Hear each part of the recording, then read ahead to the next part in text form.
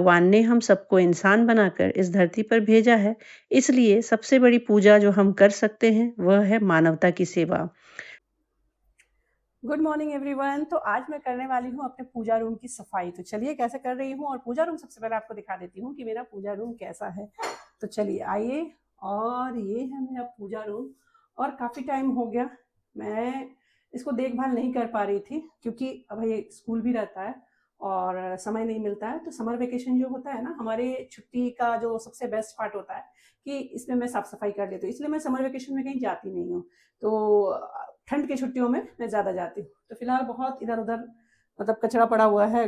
कचरा एक्चुअली क्या होता है ना कि पूजा करते हैं तो भाई गंदा गिर रहा है, कुछ हो रहा है, तो उसको साफ सफाई करने के लिए आपको टाइम चाहिए। तो आज इसी को साफ करेंगे, और बने रहिएगा मेरे साथ पूरे व्लॉग। आज यहाँ सफाई करते हुए मेरे दिमाग में एक बात आ रही थी, जो मैं आप सबसे शेयर करना चाहती हूँ। हम सब भगवान को मानते हैं, सुबह शाम दिया जलाते हैं, व्रत रखते हैं और अपनी हर छोटी बड़ी खुशी, दुख में उन्हें याद करते हैं। भगवान पर आस्था होना, उनसे डरे बिना उन पर अटूट विश्वास रखना बहुत ज़रूरी है। यह हमें ज़िंदगी जीने की ताकत देता है। लेकिन क्या कभी आपने सोचा है कि सच्ची आस्था आखिर है क्या? क्या सिर्फ मंदिर में बैठकर घंटों पूजा करना या महंगे चढ़ावे चढ़ाना ही भक्ति है? मुझे लगता है नहीं। अगर हमारी भगवान पर सही आस्था है, अगर हम सच में उनसे जुड़े हैं, तो उस भक्ति का असर हमारे व्यवहार में दिखना चाहिए। भगवान ने हम सबको इंसान बनाकर इस धरती पर भेजा है, इसलिए सबसे बड़ी पूजा जो हम कर सकते हैं, वह है मानवता की सेवा। स्वामी विवेकानंद ने भी कहा था कि नर सेवा ही नारायण सेवा है। अगर हम मंदिर में जाकर भगवान के सामने सिर झुका रहे हैं, लेकिन मंदिर से बाहर निकलते ही किसी ज़रूरतमंद को देखकर अपना मुंह फेर लेते हैं, तो हमारी वो पूजा अधूरी है।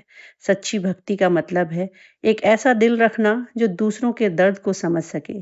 किसी भूखे को खाना खिला देना, किसी उदास चेहरे पर मुस्कान ले आना या किसी कमजोर का हाथ थाम लेना, यही सबसे बड़ी प्रार्थना है।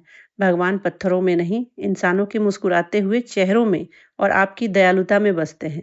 तो बस आज के व्लॉग के ज़रिए मैं यही कहना चाहती थी कि भगवान से ज़रूर जुड़िए, खूब भक्ति कीजिए, लेकिन उस भक्ति को अपने कर्मों में मानवता के रूप में बहने दीजिए। दूसरों की मदद कीजिए, क्योंकि जब आप किसी बंदे की मदद करते हैं, तो दुआएँ सीधे उस ईश्वर तक पहुँचती है। उम्मीद है आज की ये छोटी-सी बात आपके दिल को छुई होगी। मेरी पूजा रूम तो बिल्कुल चमक गई है और मन भी बहुत शांत है। आपको ये विचार कैसा लगा? मुझे कमेंट करके ज़रूर बताइएगा।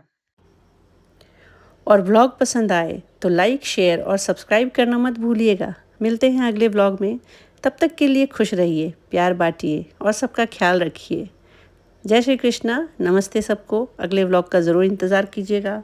और आपको मेरे वीडियोस कैसे लगते हैं, मुझे कमेंट करके ज़रूर बताइएगा, क्योंकि आपके कमेंट के ज़रिए मुझे पता चलता है कि आप मुझे कितना चाहते हैं या मेरी बातों को कितना पसंद करते हैं।